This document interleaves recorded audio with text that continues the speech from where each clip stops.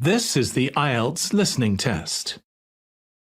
You will hear a number of different recordings and you will have to answer questions on what you hear.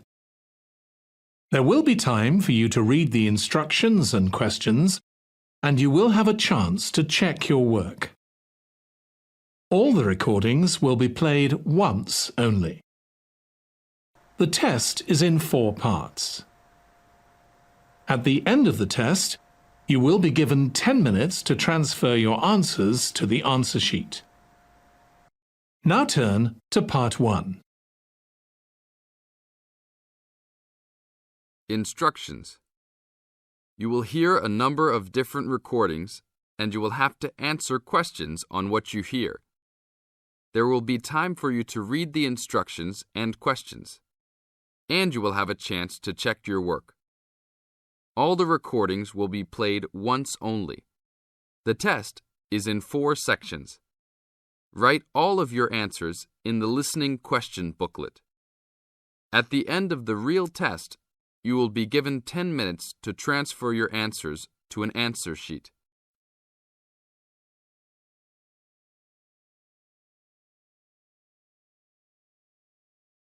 You are going to hear a conversation which happened in a travel agency. First, you have some time to look at questions 1 to 5.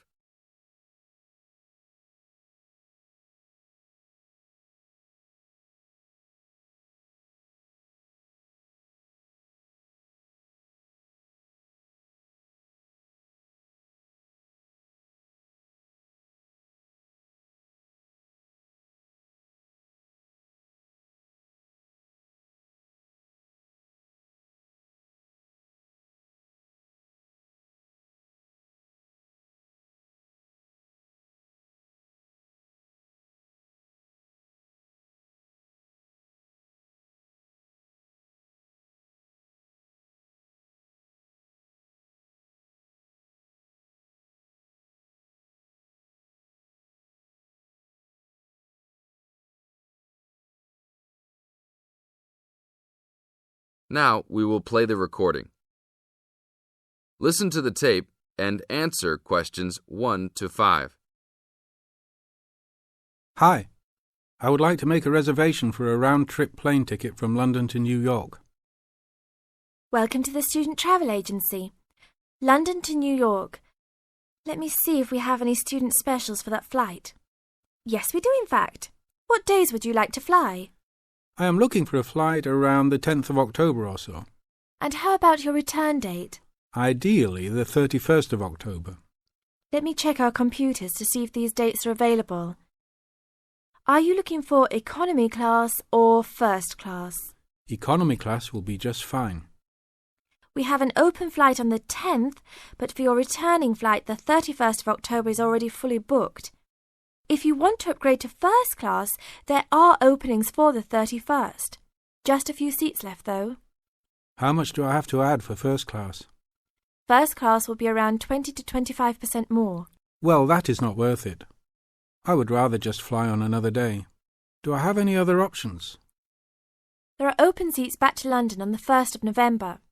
There are openings for first class that day too. No, I won't be able to do that because I have to work.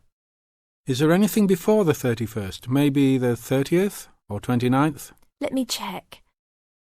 You can fly on the 29th, but not the 30th. The 29th is a little bit early. Is there any way I can be on a waiting list of some sort? Of course, but you should still confirm a return date just to be safe. OK. How about if I book a return date on the 29th and add my name to the waiting list for the 31st? Can I do that? Sure, I can do that for you. Do you also want to add your name on the waiting list for the 30th also? I would recommend this in the scenario that you do not get the flight for the 31st. That is a good idea. How much will the round trip cost? I will calculate your price for you. Your total will be £565, not including tax. Now look at questions 6 to 10.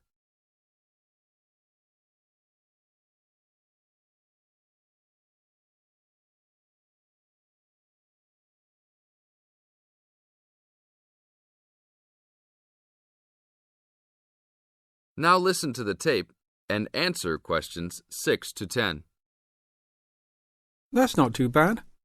Is there any discount for students? That is already including the discount. Without the discount, the price is easily over £600. OK, that sounds good then. Please put me down for those dates. I will need your information. Name and student identification number, please.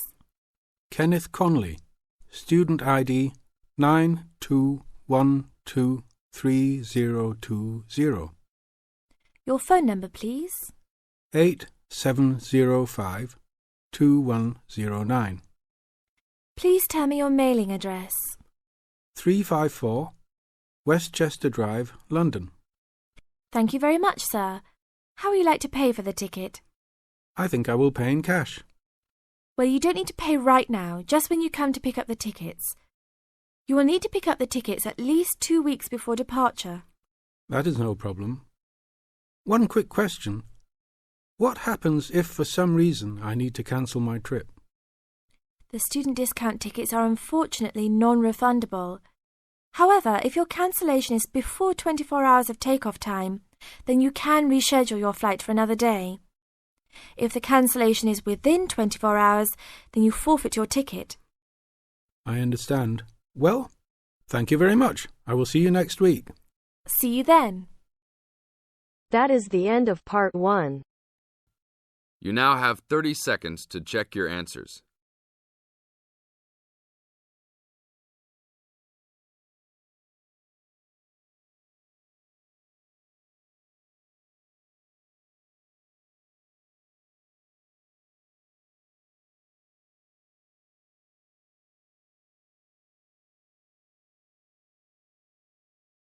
Now turns to part 2.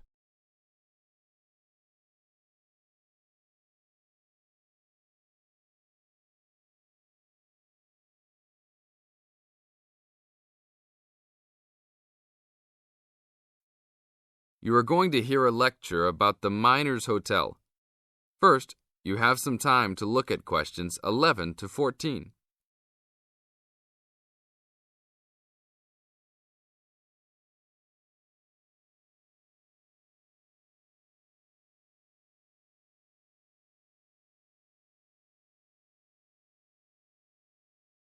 Now listen to the tape and answer questions 11 to 14. Good evening and welcome to the Miner Hotel. We are pleased to have you as our guest. I will give you a brief information session to tell you everything you need to know to make this a pleasant stay. The Miner Hotel was built in the 1850s, during the Gold Rush period, also nicknaming our state the Golden State. People from all over the country and even from other countries came to seek their fortune here in these hills, creating cities overnight. In this city, many Gold Rush hotels soon opened up. This particular hotel was built in 1851, but was destroyed during an earthquake. It was rebuilt in 1995 to recreate the feel of the Gold Rush, complete with articles and actual photographs from during the 1850s. Our hotel is divided into 2 buildings, one called the Gold Tower and the other is named the Fortune Tower. You will be staying in the Fortune Tower on the 25th floor, complete with great views of the city. Your room is the best room in the hotel, complete with private living room and hot tub. Here is your room card. On the card it will say FT, meaning Fortune Tower. On the bottom of the card it will say 2515. The 25 stands for the 25th floor, and the 15 stands for the 15th room on that particular floor. Now look at questions 15 to 20.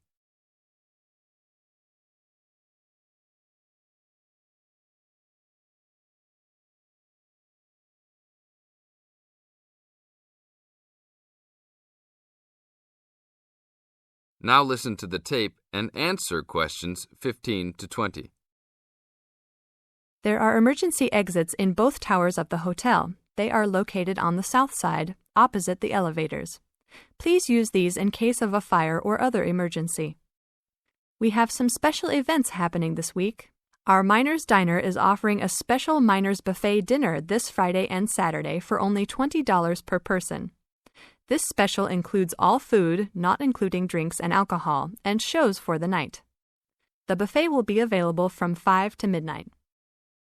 Because of the historical significance of our hotel, there are some special rules. The first rule is that there is no smoking allowed anywhere in the building, not even in your own room.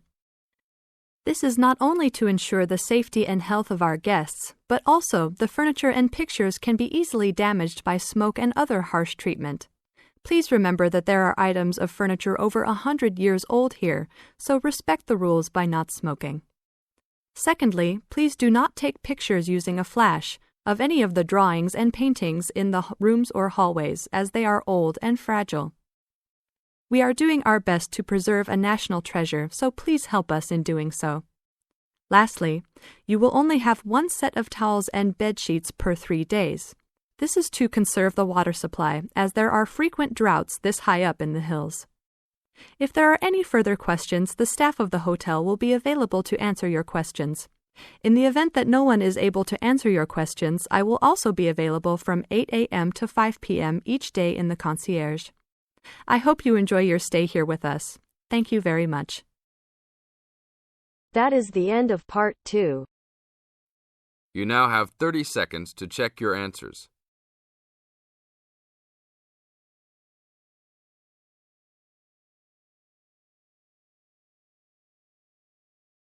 Now turns to part 3.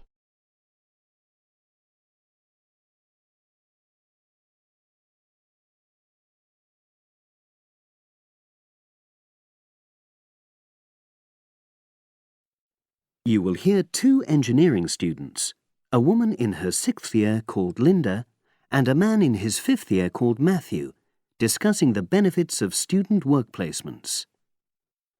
Before you listen, you have some time to look at questions 21 to 26.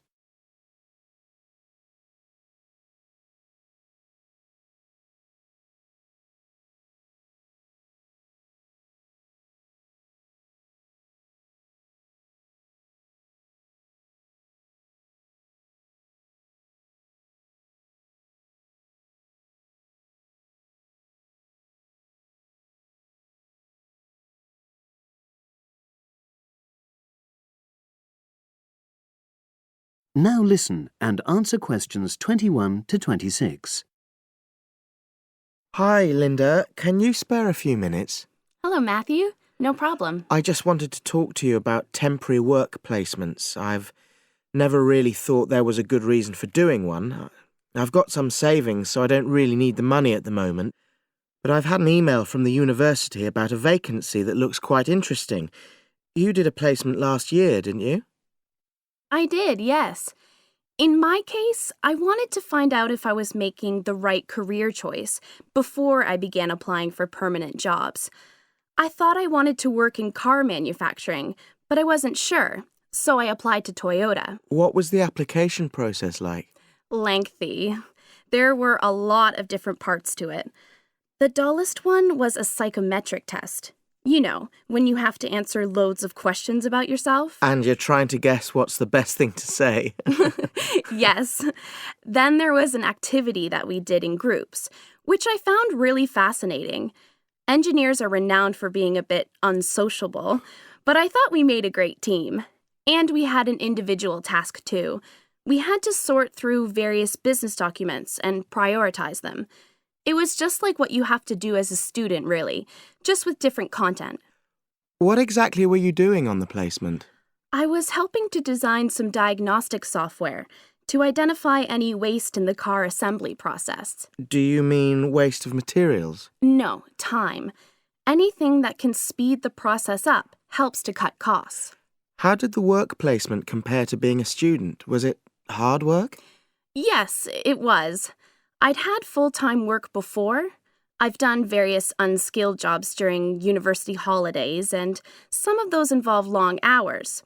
So I thought I'd find it easy. I was wrong, though. I think when you're on placement, you're always trying to prove yourself. So you push yourself hard to succeed? Yes. But I got a lot of support from my employers. They were always helpful. And then, at the end of the placement, I was given formal feedback. Do you mean on your engineering ability? Well, no, I didn't really need that because we had team meetings every other day. And so I had the chance to discuss technical issues and ask about anything that wasn't clear. The evaluation was about general workplace things, like organizational ability, initiative, that sort of thing. I get the impression you think you benefited from the placement. Well, the best thing is that they've offered me a job for next year. Depending on my exam results, of course, but still. A permanent one? Yes. But apart from that, I learned so much.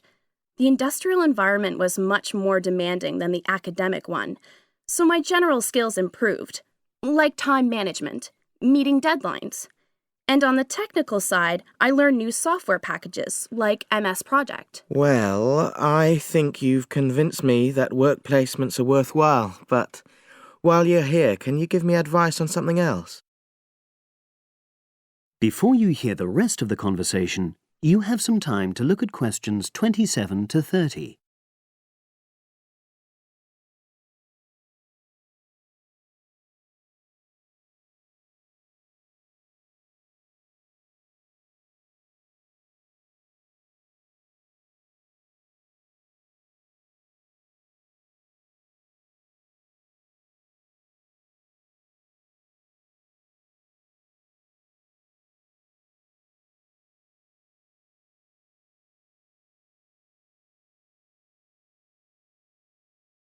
Now listen and answer questions 27 to 30. I'm about to make a start on the engineering materials module, and I've got a book list here. Can you have a quick look and tell me what you would recommend? That's if you can remember. Let's see. I do remember some of them. Yes, this one, The Science of Materials. I found the subject quite hard generally, but this book is very accessible, so it suited me. It doesn't cover everything, though. What about this one then, Materials Engineering? Oh, yes, I do remember that. But it's a bit out of date now, isn't it? Unless it's a new edition. I don't think so. But what I liked about it were the pictures. They really helped to understand the descriptions. It's useful just from that point of view. Let's see, what else? Oh, yes, that one there, Engineering Basics. I think out of all these, that's got the widest coverage. But I've looked at the contents page and it hardly mentions nanotechnology. Yes, you're right. The evolution of materials does, though. It's a recent publication, so it covers all the latest developments. It's a bit thin on the 1960s, though, and that decade was quite important. Well, it sounds as if they all complement each other in some ways. I don't suppose you can lend me... That is the end of part 3. You now have half a minute to check your answers.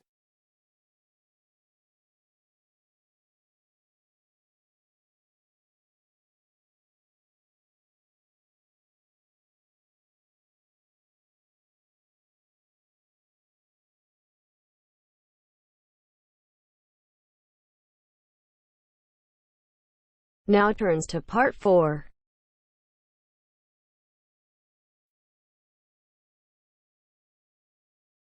You'll hear an introduction about the tutorial courses of the physics school. First, you have some time to look at questions 31 to 40.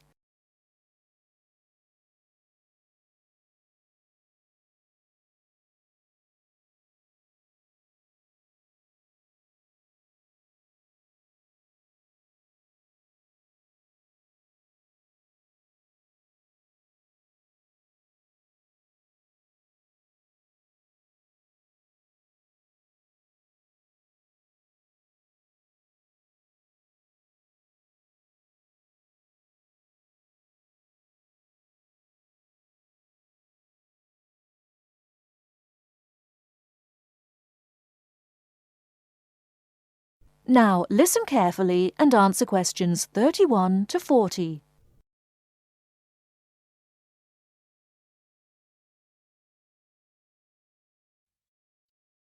Welcome to Orientation Week. This is the Physics School session, and we'll welcome Professor Smith, the head of the school, to introduce you to the tutorial system. Welcome, Professor Smith. Thank you. You may have noticed life at university is totally different from that of school. For you, tutorials are an important part of the teaching program. Tutors are the primary contact between undergraduate students and the school. A tutor is the student's personal tutor as well as their academic tutor. Tutorials for physics undergraduates consist of 6 students who meet each week with their tutor for at least 50 minutes. For radiographer students, tutorials will normally consist of a group of about 10 students who will meet fortnightly with their tutor for a period of at least 50 minutes. In the first semester, the tutorials are during weeks 1 to 11. For semester 2, they are during weeks 14 to 24. Everybody involved is expected to be present and on time, and the tutor will also be available in week 12 and 25 to discuss problems that arise during revision, but attendance by students is optional. Now I'm going to introduce to you the stages and activities of the tutorials. The induction period is from week 1 to 3. I know that a significant minority of you experience culture shock during your first few months at university, and the important function of this stage is to identify students who are having difficulty integrating into the academic program. In particular, tutors should check your attendance of lectures, tutorials, laboratory sessions, and this sort of things. Tutors also help you tackle work in a systematic and effective manner. Stage 2 begins from the 4th week. Some tutorials of this period are to be devoted to discussion or going over the students' lecture notes, but approximately 50% of tutorial time is to be devoted to coursework. You should finish the weekly homework assignments of 2 hours duration with at least 50% involving written work. At least 8 homework assignments during the year should involve answering problems set on coursework. The written work collected by the tutor should be marked within a week of handing in, and generally the assignments should be graded.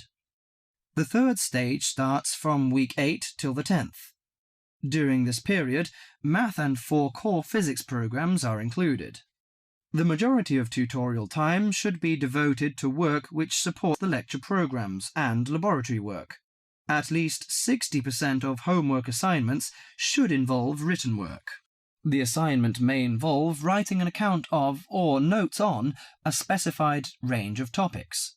The written work should also be marked and graded. Short oral presentations by students should be included. They are possibly on general physics topics or essays. The last week's personal development planning is a structured and supported process. The primary objective for PDP is to help you to become more independent and confident, self-directed learners and encourage a positive attitude to learning throughout life. It is undertaken by yourselves to reflect upon their own learning, performance and achievement, and to plan for their personal, educational and career development.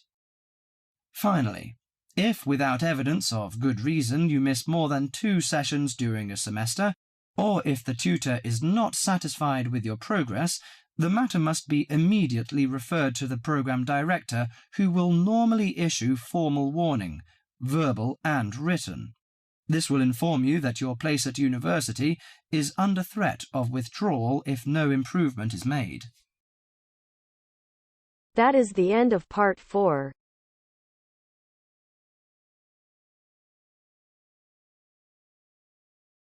You now have half a minute to check your answers.